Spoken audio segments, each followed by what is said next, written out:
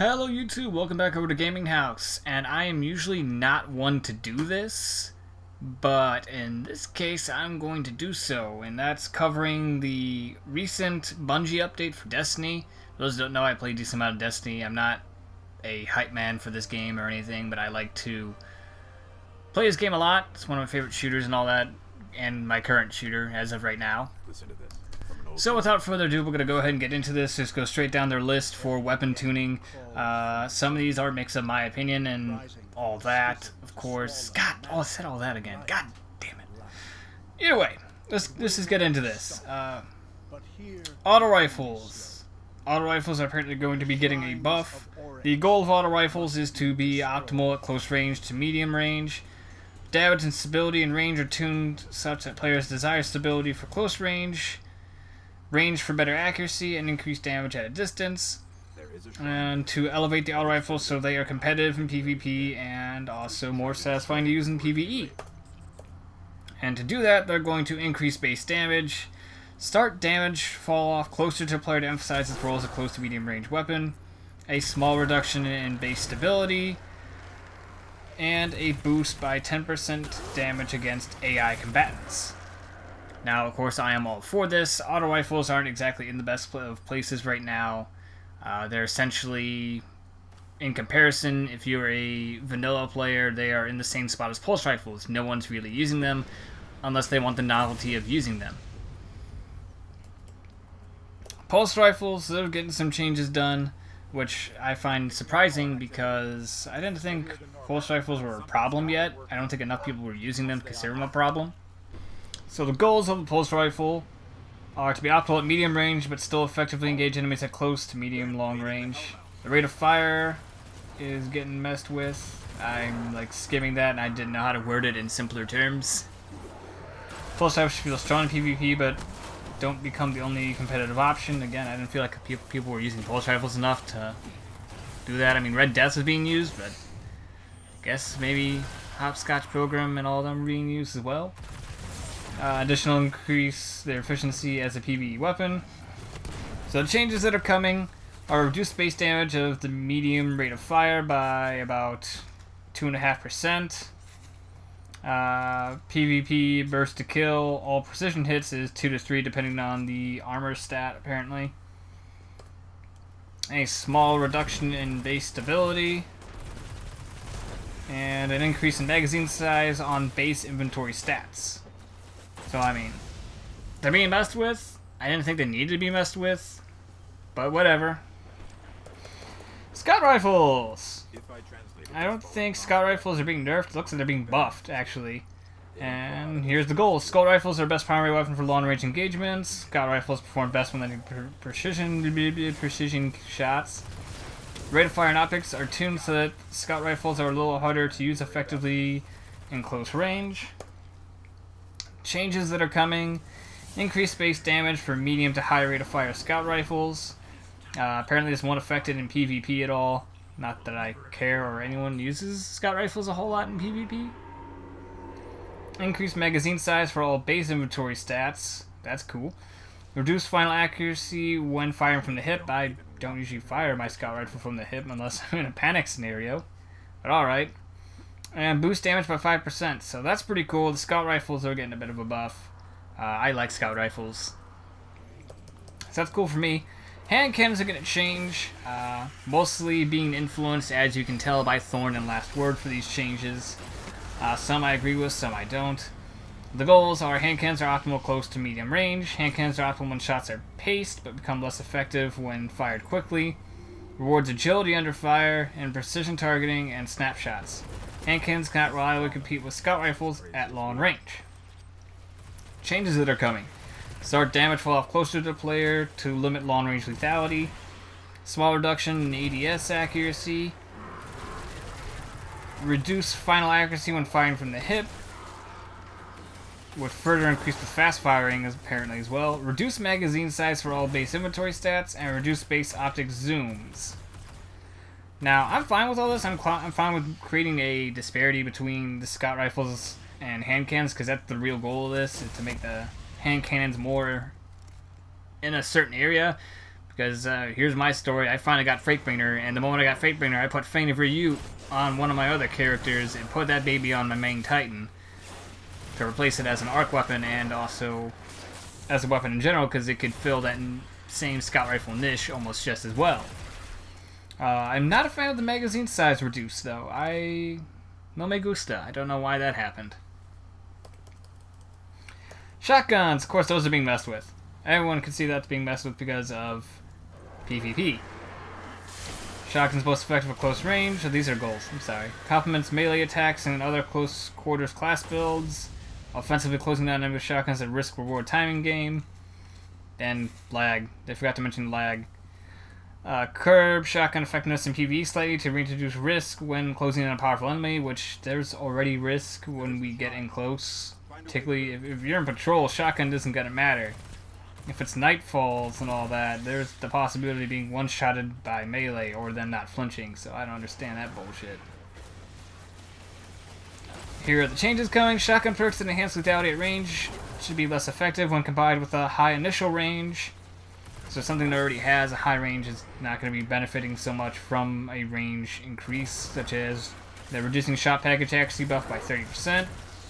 And Rangefinder adds a 5% base range increase on ADS, and that was previously 20% apparently. Reduce precision damage multiplier in shotguns by 10%, and reduce damage against AI combatants by 10%. I'm fine with the nerfs to PvP. I'm pretty sure most people could agree to that.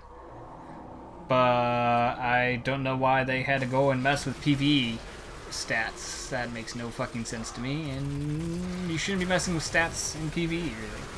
Fusion rifles! Fusion rifles are getting hit, again, for no reason whatsoever, because I don't think anyone uses fusion rifles anymore. So in actuality, you should be getting a buff, but they're not. Fusion rifles are optimal at mid range, where targets are easy to track, but they're not close enough to attack while charging up. Requires combat foresight and the ability to predict the target's movement to use successfully. Should not be easy to find and build a fusion rifle that can achieve maximum range. Changes that are coming. Slow charging. High impact fusion rifles have decreased range values to, make it more difficult for max range. Projectile speed for fusion rifles is slightly reduced, with emphasis on the need to lead targets. Improved accuracy for shorter range fusion rifles. Reduced accuracy for long range rifles. Now, to me, this is just coming off as another hit to Vex, because people still use that, and that can still hit pretty hard. And I feel like that's what they're trying to hit, because I don't know of anyone that uses fusion rifles actively in PvP, and from what I've witnessed in PvP. So, lame. Sniper rifles, I'm not going to read through all of it, because the only thing that's really changing is Final Round is now a precision damage only activated. In other words, you can't just... Final Round doesn't activate on body shots anymore. That's a welcome change to everyone, because that was cheap and unfair. I never really used it in PvP. I think I've been on the receiving end a couple times in trials and other moments, and it was... well, it was deserved. Anyone that argues against it doesn't really have a good argument against it.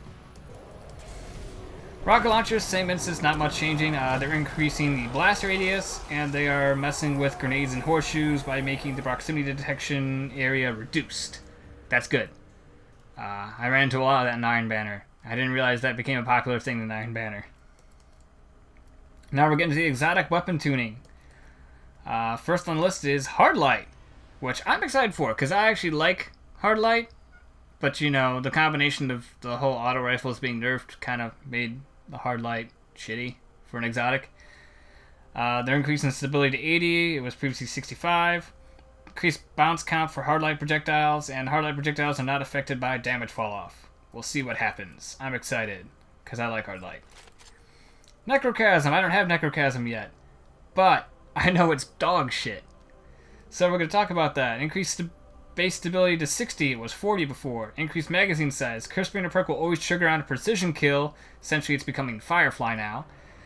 And the Cursebringer explosion has increased radius and deals more damage. So whether or not it'll be better than Firefly, I don't know, but that'll be interesting to see what happens. Last Word. That's getting the course in Nerf. We all know this. Last Word and Thorn are getting Nerf. Sorry. You knew they was coming. Anyone who didn't see this coming, and anyone that hates it, I'm sorry. Those weapons were overpowered in PvP. So, the changes that are coming to Last Word. Reduced range stat to 10. It was previously 20. Reduced stability to 20. Previously it was 30. Reduced effective range while on ADS. Increased accuracy and precision damage. Aim assist scale when firing from the hip. And fix bugs where the hip fire bonus applying incorrectly. For those that don't know, essentially, Last Word is supposed to have a precision damage buff when it's fired from the hip. However, if someone was able to aim in quickly and immediately fire a shot, that precision damage bonus was still applied. So that was a kind of a big thing with Last Word, and part of the reason it was overpowered. So putting it back in its place where it's supposed to be a hip-firing killing machine at close range. Thorn! And it's funny because they had to actually pull up a chart. They actually had a chart, and Thorn pretty much blows everything out of the water in use for PvP. Followed by Last Word. And then Red Death, which, like, spiked at some point, was used more than Last Word. And then there's, like, a whole jumble of things that are, like, towards the bottom. It's Hawk Moon, Messenger, and then straight black. Changes coming to Thorn. The reduced base damage of the Market Devourer, damage over time by a third of what it was in PvP and PvE. The damage over time now can actually stack up 5 times across multiple land projectiles. So that's actually pretty cool, and the fact that it makes it more useful for, say, PvE, and a little bit in PvP, but the amount of times you shoot someone, they'll probably be dead. Let's not forget the other nerfs that are coming as a result of the overall hand cannon nerf. Hawk Moon. I'm on Xbox, so I never got to use Hawk Moon. I'm rather upset that they're messing with Hawk Moon before I actually get to get my hands on it. But apparently it had some little bugs and all that are being fixed. Stack limit to luck in the chamber holding aces so that only 2 of the bonus perks will ever stack on 1 round, and that prevents it from one-hit killing people at full health. Apparently that was an issue where literally a very rare opportunity where all your bonuses were stacked in 1 round and you'll kill someone with just 1 body shot. Apparently when you get the holding aces perk, it adds 2 rounds to the magazine, and it also nerfed the damage to luck in a chamber bonus by 3%, which was weird and odd. Now, I'm not sure if also Hawk Moon's getting an overall reduction in its magazine, which would make sense for the 2 rounds, but if it's not being touched, then adding 2 rounds kind of nerfs the whole luck in chamber and holding aces then, because you're having more rounds and essentially playing a lottery game. And I'm upset I didn't get to touch it. Now we're getting into a touchy subject for me. Icebreaker is being nerfed for literally no absolute fucking reason. No legitimate, arguable, sensible reason. Icebreaker's recharge time is the only thing being messed with, and it's going up to 1 every 8 seconds as opposed to 1 round every 5 seconds. And I would read you the description they laid out, and it's just absolute garbage. They want to increase like tension and crap. Essentially, they want to nerf a sniper rifle for being used like a sniper rifle that has unlimited ammo, that we sit back, pick off ads, and shoot at the boss from far away. You know what you do with a sniper rifle. And I'm sorry, you gave us an exotic that has recharging ammo. So fuck off on that reason. I got into a discussion with someone on the forums about this might have been essentially a hidden nerf to help combat cheesing, which, Vault of Glass, if you know the oracles, you could just have pretty much the entire team sit on top and shoot at the oracles, which I don't consider that cheesing. That's doing what we needed to accomplish, except we're doing it better by not sitting down there and being shot at. Except for 1 Boar Soul. And also the bridge cheesing, which that's an actual cheese, so that's fine there. But to nerf a weapon instead of the actual instances or encounters, if that's the actual reasoning for this nerf, well, that's just lazy on their part then. No Land Beyond's getting buffed. We'll see if it's, not garbage anymore. Increased weapon handling for faster time to aim, ready, and stow. Adjust sights to fix overlap, parallax issue while aimed. Increase time of decay of the Master to 8 seconds, so the Master perk lasts longer. And add an additional 20% precision damage while the Master is active. That's fine with. No Land Beyond was garbage, so it could use a buff. Black Hammer is getting a nerf. It's funny, they put in the exotic thing and all that. They're increasing the ammo inventory to 18 rounds and making the White Nail perk pull ammo from your inventory. Essentially, you don't have unlimited ammo anymore. You now only have your base ammo to work with. I have an issue with this because that's what made Black Hammer unique. There is no reason to use Black Hammer other than the ability that you don't reload. Primarily for this is pretty much it's better at killing things than Icebreaker, but then you go ahead and nerf Icebreaker instead of making Icebreaker better. That makes no sense. That's counterproductive to the 2 points you just made for both those weapons fixes. I get it. Black Hammer I use to kill tanks, occasionally Fallen if I don't want to use a different weapon like a shotgun, and Nexus. Not so much Valis. I can't hit Valis in the head. I don't know why. But it's a bullshit reasoning. The Black Hammer is an endgame raid weapon. That puts it above other legendary weapons. So the reasoning behind it is just bullshit. It's bullshit. That's all I gotta say. There's no reasoning behind it. Let me play how I want to play. Lord of Wolves. That's actually getting a buff. I don't have Lord of Wolves, but Kevin does, who I play with, which I wish I had him available for a commentary as well, but it wasn't on at the time of recording. They are tripling the recovery boost bonus for allies, which will be interesting. I haven't had much experience with the Lord of Wolves recovery boost, particularly because for all the weapons that have the boost, you have to be pretty much within like dick holding range to actually receive the benefits. Here's the big one. The one I'm pretty much upset about, and a lot of people are, is Galahorn. You're being nerfed, unfortunately, Petty. As much as I love you. They pull out a chart again.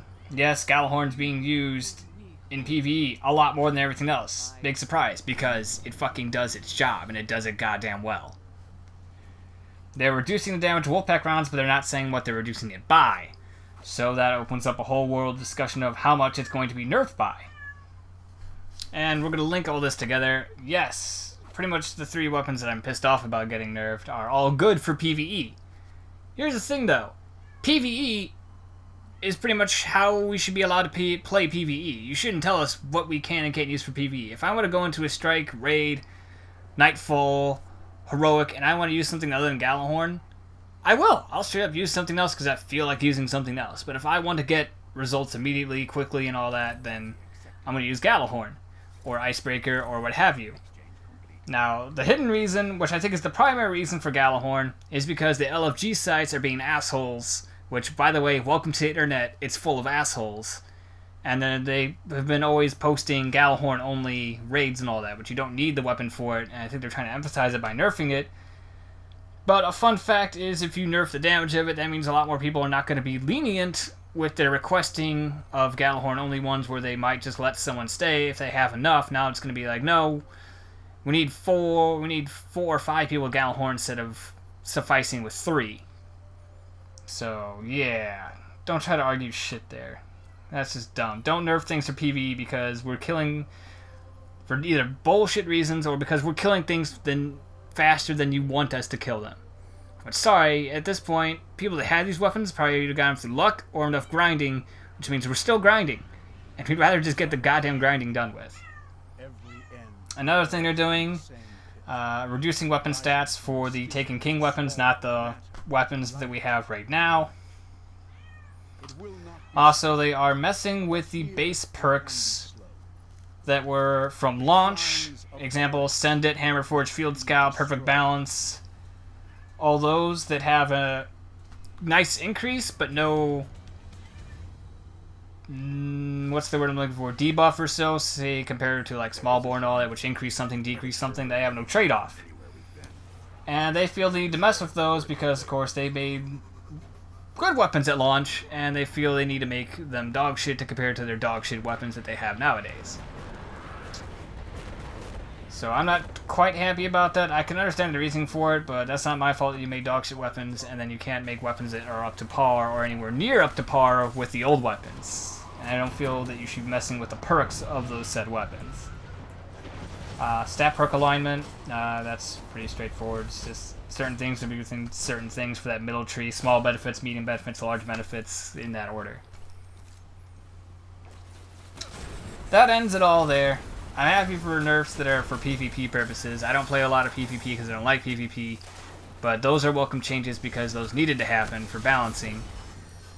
The PvE nerfs for no fucking reason I'm upset about because there's no fucking reason for them other than you don't want us killing things as fast or assholes, which both of which are not very good reasons. Also, another thing is these changes will not happen until September. So, I don't know why they announced these now, just so we can wait another month or so before we actually get to test out and see how these things feel, when they should probably just do it now so they can get feedback and then change it again before Taken King comes out. But what do I know? It just makes common sense to me. So that's going to end it here. As always, you're welcome to like, comment, subscribe, all the fun YouTube jazz stuff. Twitter is down below in the description. If you guys got thoughts on the patch notes, well, not really patch notes, but whatever, update patch notes, say them in the description. God, I can't talk anymore. Say them in the comments section. I'll try to, interact with my opinions and all that. And as always, you're welcome to come back over to Gaming House for more gameplay and commentary.